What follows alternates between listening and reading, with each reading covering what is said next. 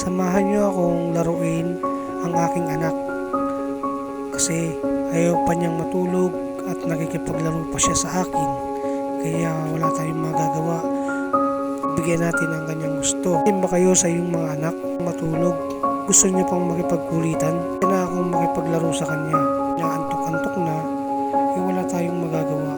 Ganyan talaga siguro pag tatay ka na. Ang lahat para maging masaya lang ang anak mo. Pala yung sabi ng iba, pagka mo na ang iyong anak ay mapapawi na ang iyong pagod sa buong maghapon. Lamang yan, sila yung nagbibigay inspirasyon para sa ating lahat.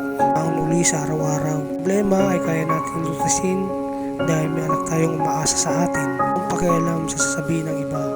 Basta ang malaga, mabigyan ko ng pangangailangan ng lahat at hindi lang naman tayo nagiging mabuting tao tayo sa lahat ng bagay lang. At dito natatapos ang aming kulitan. Bye bye.